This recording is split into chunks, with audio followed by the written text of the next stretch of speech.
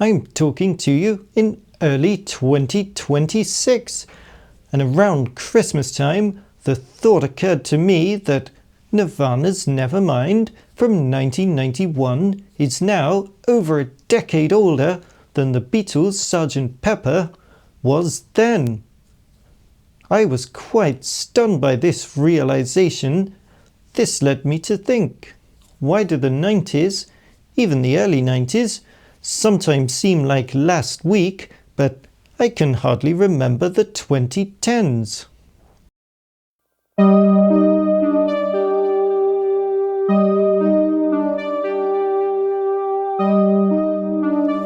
Hello, welcome to Retro Rottie, your cosy, friendly home of retro tech nostalgia and perhaps discovery. My perfect Rottie dog and I have recently celebrated her birthday and are delighted to present the very first in what we hope may become an occasional recurring series, Retro Time Perspectives. I guess this week's title was probably most appealing to our big retro hi-fi and vinyl fans. And sure, we've got some real gems for you, but there's also enough coming right up for retro computing fans and all our Retro Rottie community friends. So why is it that the 90s, even the early 90s, often seem like last week, at least to this old retro tech fan, but it's so difficult to remember the 2010s? Well, my AI-assisted research found 3 main explanations. And don't worry friends, there's no Einstein-level stuff here. If there were, I'd probably be out of a job. And you've probably already heard of each of these, perhaps under slightly different names. The findings were largely as I expected, but it was still comforting to have them confirmed by a computer. Explanation 1. Childhood memory intensity, aka the formative years effect.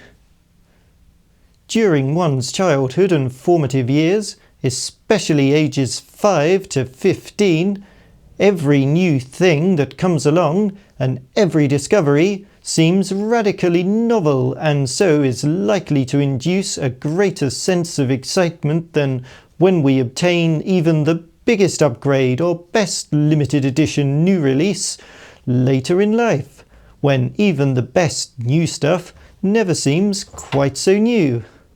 Key first experiences such as first album, first computer, first band-themed poster tend to forge stronger neural pathways in our brains than later experiences ever will. For me, receiving my first Amiga computer, an upgrade from an 8-bit Amstrad, on Christmas Day 1991 is such a defining moment to date.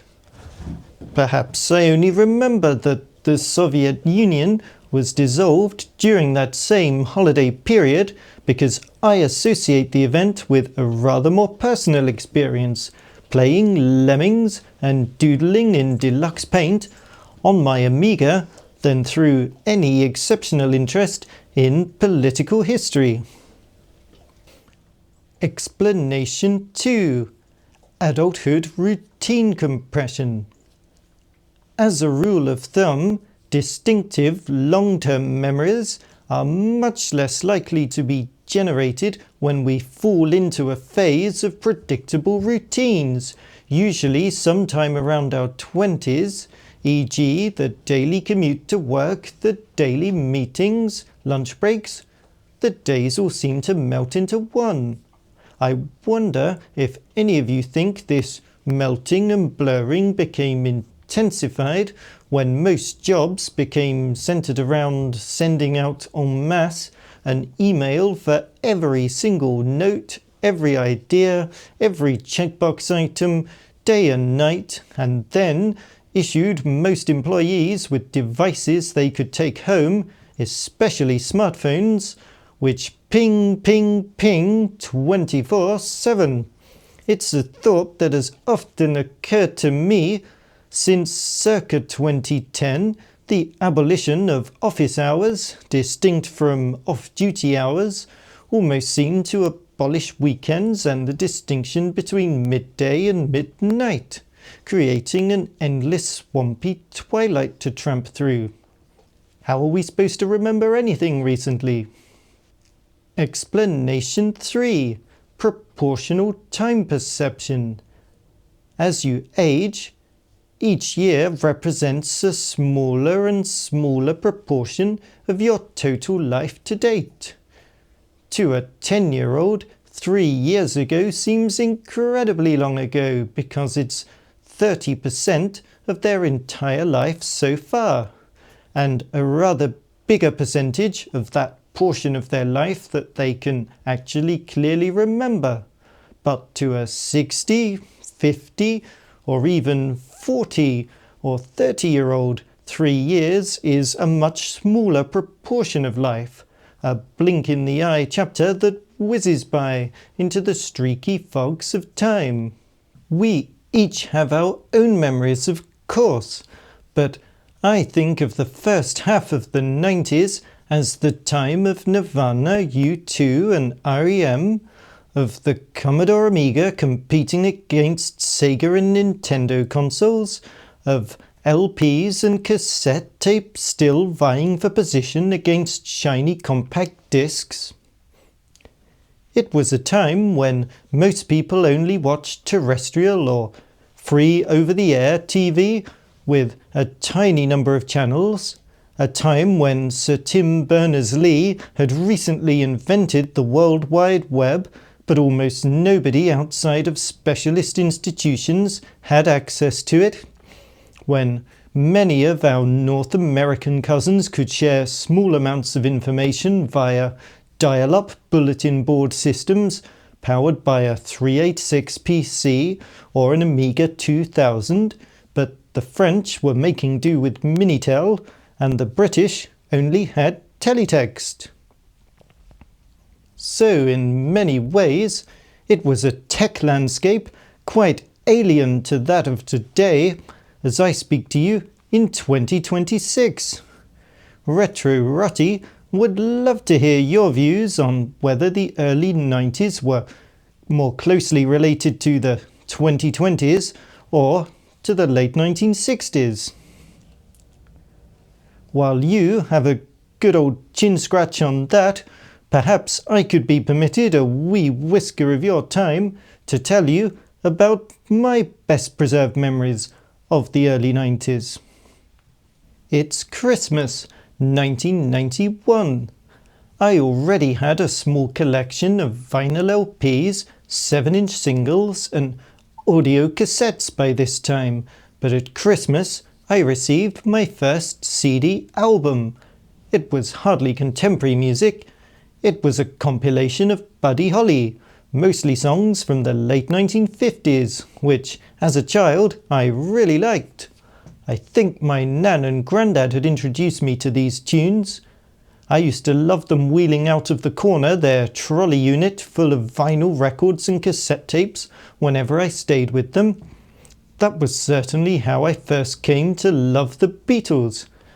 I was an early 90s kid with a head full of 50s and 60s songs.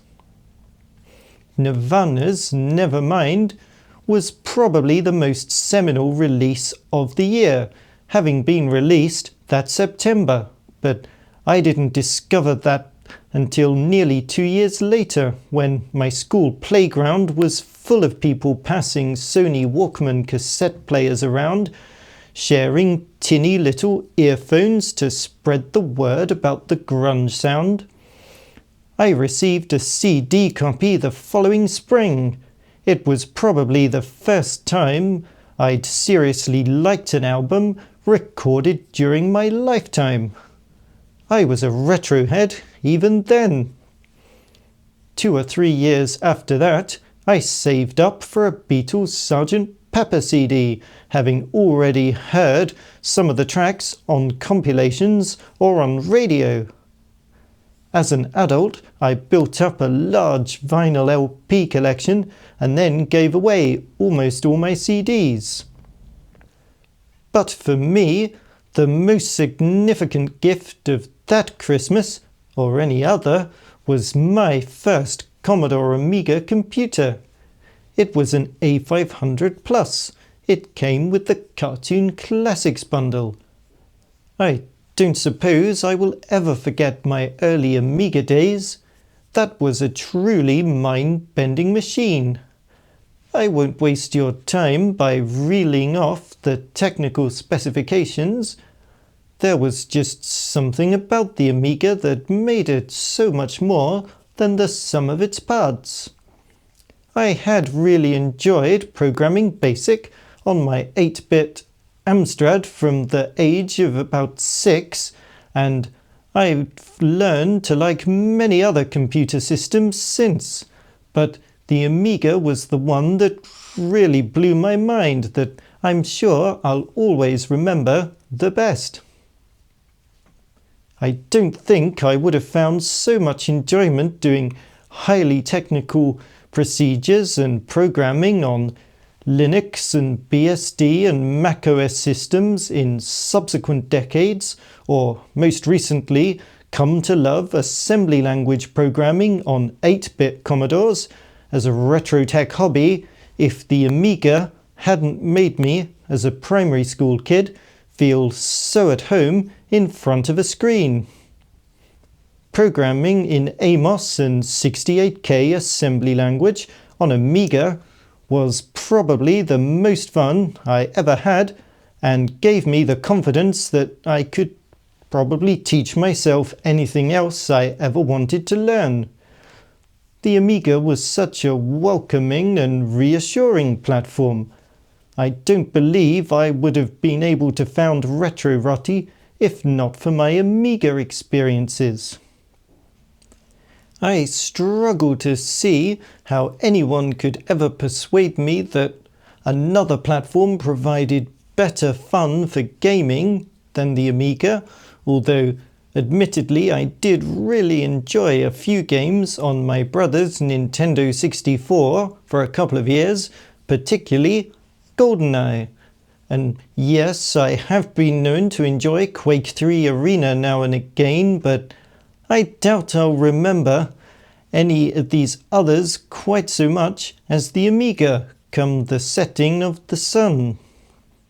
I can't help wondering, in another 35 years, if I'm still alive and have most of my marbles intact, assuming I do now, will I look back and remember 2025, the year my beloved Commodore was finally resurrected by new owners who sold me my wonderful Commodore 64 Ultimate, and I began preparing for the launch of Retro Rottie as vividly as I currently remember the early 90s with Lemmings, Sensible Soccer and Deluxe Paint? I'm really not sure. What do you think? As always, friends, Retro Rottie needs you. Which retro tech and associated cultural eras do you have the clearest or fondest memories of? Do you think that you will still give the same answers when you're in your twilight years? Or do you think that this current decade, or the next, might by then have taken over your memories, supplanting many of the old ones due to expected technological or cultural shifts just starting to emerge from the ether today? Assuming you're not already such a person, when you graduate to become one of our elder statesmen, do you anticipate reminiscing mostly about your favourite vinyl records and cassettes, or the first CD you bought, or your first type-in basic program for your 8-bit microcomputer, your first or favourite floppy disk game, your first Windows PC with 3D first-person shooter game, Or if you're already at that stage, perhaps you'd like to share your retro tech recollections with us. Perhaps you'll remember one of history's format wars, either analog or digital, and how you never quite managed to convince the next-door neighbour or your brother-in-law that you knew which choice would survive the marketplace jungle for more than a year or two. That's all the super fun retro tech questions I can think of today, friends. As ever, we'd love to hear your answers to any of them, or to any other interesting questions you may have thought of yourself. If you don't want to miss out on more retro tech nostalgia content from Retro Rottie, you may wish to bookmark our channel page, or you may find it easier to hit subscribe. There's also a like button if you'd like to send us some quick encouragement. If you liked today's video, or if you didn't like it so much and have some polite constructive criticism to make, Retro Rottie would love to hear your point of view either way. We're quite new to this and appreciate any feedback on what we're doing well and what we could do a little better so that we can improve week by week. We only want to become the most helpful, friendly retro tech community channel that we can possibly be. After a filming session, I always owe my perfect Rottweiler princess some extra playtime and snuggle time. So until next time, friends, it's a goodbye from me.